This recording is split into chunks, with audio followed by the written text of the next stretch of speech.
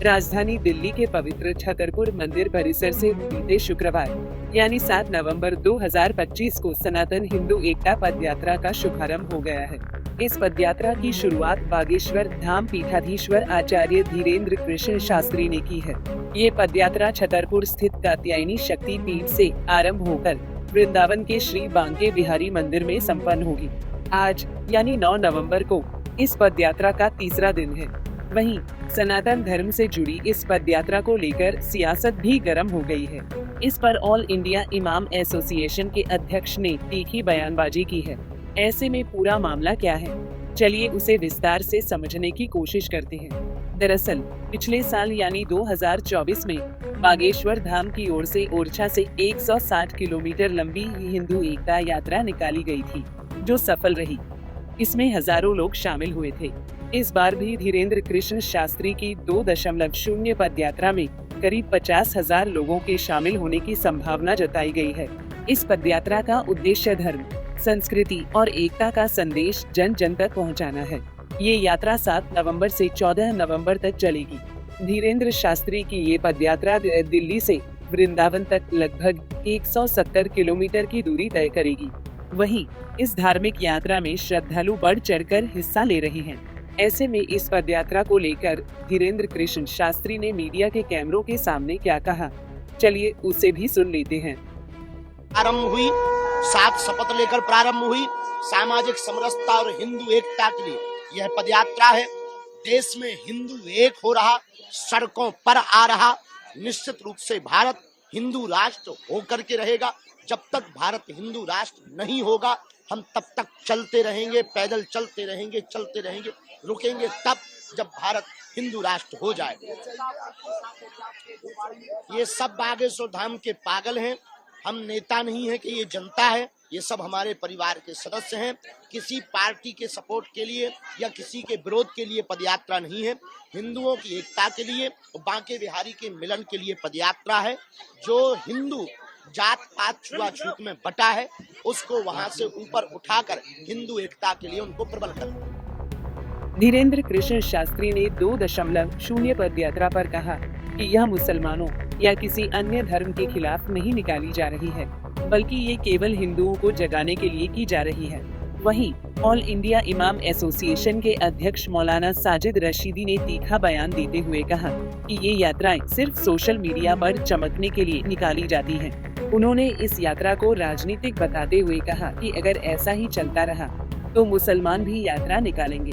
इसके अलावा साजिद रशीदी ने और क्या कहा, चलिए उसे विस्तार से जानते हैं।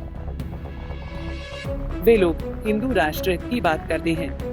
कल अगर साजिद रशीदी मुस्लिम राष्ट्र के लिए यात्रा निकालें तो मेरे खिलाफ केस हो जाएंगे। सिमी को भी इसलिए बैन कर दिया गया क्योंकि वह मुस्लिम राष्ट्र चाहते थे। उन्होंने आगे कहा कि यह यात्रा राजनीतिक है। जो कथावाचक 15 से 20 लाख रुपए लेकर कथा सुनाता हो, वह धार्मिक कैसे हो सकता है? वह कारोबारी आदमी है, बाबा नहीं। जो आदमी औरत के लिए खाली प्लॉट जैसी बातें करता हो, क्या वह धार्मिक हो सकता है? वहीं साजिद रशीदी ने बागेश्वर की पदयात्रा पर कहा कि यात्रा में शामिल मुस्लिम लोग राष्ट्रीय मुस्लिम मंच के सदस्य हैं। वे न हिंदू हैं और न ही मुसलमान। उन्होंने आरोप लगाया कि ऐसी पदयात्राओं को सरकार का संरक्षण प्राप्त है। साथ ही चेतावनी देते हुए कहा कि जिन लोगों के मन में भारत को हिंदू राष्ट्र बनाने की सोच है, वे नेपाल और श्रीलंका का हश्र देख लें। यदि नहीं माने तो जो नेपाल में हुआ वह यहाँ भी हो सकता है। धीरेन्द्र शास्त्री की पदयात्रा को लेकर केवल साजिद रशीदी ने ही नहीं, बल्कि अखिल भारतीय मुस्लिम जमात के अध्यक्ष ने भी, मौलाना शहाबुद्दीन रजवी ने भी धीरेन्द्र शास्त्री के हिंदू राष्ट्र बनाने के सपने पर कड़ा विरोध किया और कहा कि हम ऐसा कभी नहीं होने देंगे। बागेश्वर धाम के बाबा पंडित धीरेन्द्र शास्त्री जी की यात्रा शुरू हो रही है और ये 3 राज्यों में यात्रा गुजरेगी। उनका नारा है कि हम भारत को हिंदू राष्ट्र बना देंगे और हम नारा दे रहे हैं कि हम भारत को हिंदू राष्ट्र या इस्लामिक राष्ट्र नहीं बनने देंगे।